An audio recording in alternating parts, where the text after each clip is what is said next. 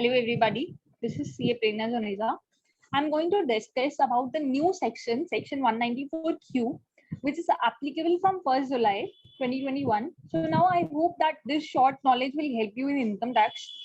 So what the section says, let me share a screen with you and we'll discuss कि section किस तरीके से हमें बोलता है कि हमें कैसे इनकम टैक्स को डिडक्ट करना है, कब डिडक्ट करना है, क्या हमारी एप्लीकेबिलिटी रहती है, किन लोगों के ऊपर ये सेक्शन एप्लीकेबल होता है, पूरा हम डिटेल में एक बार इसको पढ़ते हैं. So the section 194Q, the heading says deduction of tax at source on payment of certain some for purchase of goods. So when it says purchase of goods, it is very much clear that the section will not be applicable on services. It is only applicable when I buy a goods. Now, any person being a buyer who is responsible for paying any sum to any resident. It means that the section is applicable on buyer. जो जितने भी compliances हैं, the burden is on buyer, and the buyer who is responsible for paying any sum to any resident. It means that the seller is the Indian person. ऐसा नहीं है कि आपने India के बाहर से कुछ परचेज करा है गुड्स तो आपके ऊपर ये सेक्शन एप्लीकेबल हो जाएगा. This section will applicable only in the case of you are buying the goods from India now and you're paying the amount to any resident. So hereinafter in the section referred to as the seller. For purchase of any goods of the value or aggregate of such value exceeding 50 lakh rupees in any previous year. It means that आपके ऊपर ये section तभी applicable होगा अगर आपने एक particular vendor से जो परचेज करा है गुड्स वो आपका क्रॉस करता है 50 lakh rupees in any previous year. यानी कि अगर मैं आज फाइनेंशियल ईयर 21 22 की बात करूं तो अगर मैं किसी पर्सन से किसी सेलर से गुड्स परचेज करती हूँ तो गुड्स की जो वैल्यू है वो 50 लाख से ऊपर है तो मेरे ऊपर ये सेक्शन बीइंग द बायर मेरे ऊपर ये सेक्शन एप्लीकेबल हो जाएगा. Now at the time of credit of such sum. See friends, जैसे हमारा नॉर्मल टीडीएस के जो रूल्स होते हैं उस सारे रूल्स में हम कैसे पढ़ते हैं कि टीडीएस हमें कब डिडक्ट करना है. At the time of booking of the entry और the time of payment whichever is earlier. Means ये कि अगर मैंने आज बिल बुक करा और पेमेंट 3 दिन बाद करी तो जो मुझे विच एवर इज अर्लियर यानी कि मैंने आज अपनी बुक्स में वो बिल बुक कर लिया तो मुझे आज टीडीएस डिडक्ट करना है, या अगर मैंने कोई एडवांस पेमेंट कर दिया तो मुझे एडवांस पेमेंट के साथ ही टीडीएस डिडक्ट कर लेना है, मेरे को बिल बुक करने का वेट नहीं करना है. सिमिलरली 194Q में भी हमारा सेम रहता है. तो हमें टीडीएस काटना है at the time of credit of such sum to the account of seller, यानी कि जब मैं उनको पेमेंट कर रही होंगी, और at the time of credit of such sum to the account of seller, यानी कि जब मैं उनका बिल बुक कर रही होंगी, और at the time of payment thereof by any mode, यानी कि पेमेंट और booking whichever is early sorry payment और बुकिंग whichever is earlier में हमको क्या करना है, टीडीएस डिडक्ट करना है. अब वो टीडीएस का रेट क्या रहेगा? The TDS will be deducted at an amount equal to 0.1% of such sum exceeding 50 lakh rupees as income tax. Friends, this is very important. हमारे नॉर्मल इनकम टैक्स के जो टीडीएस के रूल्स होते हैं उन सभी रूल्स पे हम जो टीडीएस डिडक्ट करते हैं वो हम सपोज करो अगर हम 194J की बात करें तो जैसे ही हमारा 30,000 रुपीज क्रॉस हो जाता है पर्टिकुलर पेमेंट प्रोफेशनल का, तो हम जो टीडीएस डिडक्ट करते हैं हम 30,000 से ऊपर वाले अमाउंट में नहीं करते हैं, हम पूरे अमाउंट पे करते हैं. मींस है भाई अगर मैं पेमेंट 40,000 की कर रही हूँ तो मैं 40,000 के ऊपर टीडीएस डिडक्ट करती हूँ, ना कि 10,000 के ऊपर, which is over and above that 30,000 limit. But in this case, the law says that you have to deduct an amount equal to 0.1% of such sum exceeding 50 lakh rupees as income tax. Means आपको 0.1% का TDS deduct करना है only on that amount which exceeds 50 lakh rupees. So now explanation.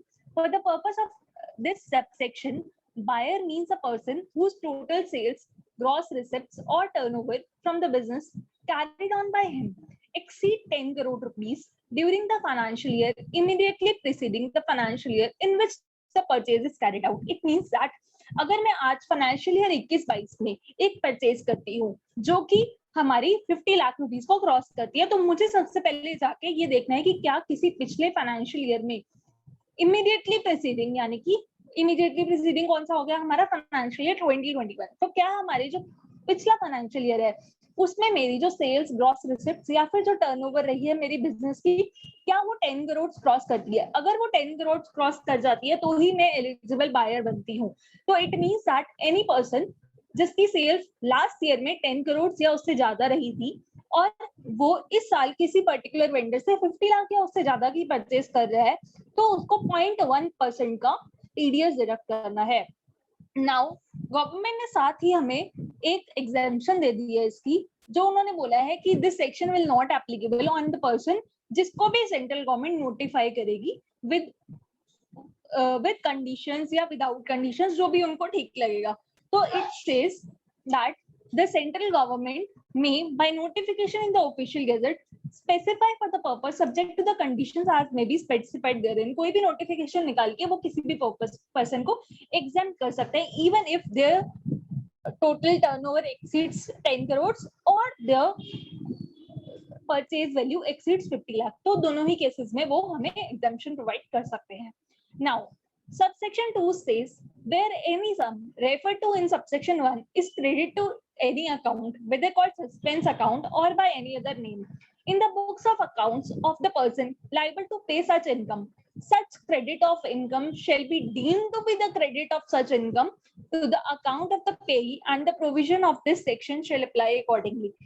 बहुत ही simple सा इसका वो है कि अगर आप किसी अकाउंट, किसी पर्टिकुलर पेमेंट को आप सस्पेंस में क्रेडिट कर देते हो तो उससे इस सेक्शन को रोक नहीं लगेगी, आपके ऊपर सिमिलर तरीके में ये सेक्शन एप्लीकेबल रहेगा। Right. If any difficulty arises in giving effect to provision of this section, the board may, with the previous approval of the central government, issue guidelines of for the purpose of removing the difficulty। जैसे कि normal cases में भी होता है, अगर किसी भी income tax के केसेस में कोई भी अगर दिक्कत आती है आफ्टर द सेक्शन अप्लाइज, तो उस केस में जो सीबीडीटी होती है वो सेंट्रल गवर्नमेंट की अप्रूवल लेके अकॉर्डिंगली गाइडलाइंस इशू कर देती है, जो कि हम लोगों के लिए हेल्पफुल हो जाते हैं कि किस तरीके से हमको उस सेक्शन को यूज करना है। यानी कि ये कि अगर हम इस सेक्शन को पढ़ने में एक जनरल जो हमारी कम्युनिटी है इस सेक्शन को पढ़ने में अगर एक पर्टिकुलर बेसिकली मैं कहूंगी कि इस सेक्शन को पढ़ने में गलती कर रही है कहीं पे, या फिर जो सरकार का मोटिव रहा इस सेक्शन को लाने में, और जो प्रोफेशनल्स या फिर जो पीपल एट लार्ज जिनके ऊपर ये सेक्शन, जो बायर्स हैं जिनके ऊपर ये सेक्शन एप्लीकेबल होता है, वो इसको दोनों के जो समझने का तरीका है अगर वो मेल नहीं खाता है, तो उस केस में गवर्नमेंट क्या करती है, गाइडलाइंस लेके आ जाती है और बताती है कि आप जो इस तरीके से कर रहे हैं उसको आप इस तरीके से ना समझिए, इस तरीके से करिए। तो कोई भी अगर उनको बुलाने हैं गाइडलाइंस, तो वो डिफिकल्टी रिमूव करने के लिए गाइडलाइंस लेके आती है। Every guidelines issued by the board shall, as soon as may be after it is issued, be laid each, जैसे नॉर्मली होता है पार्लियामेंट में जाएगी एंड ऑल, इसमें कुछ भी नहीं है।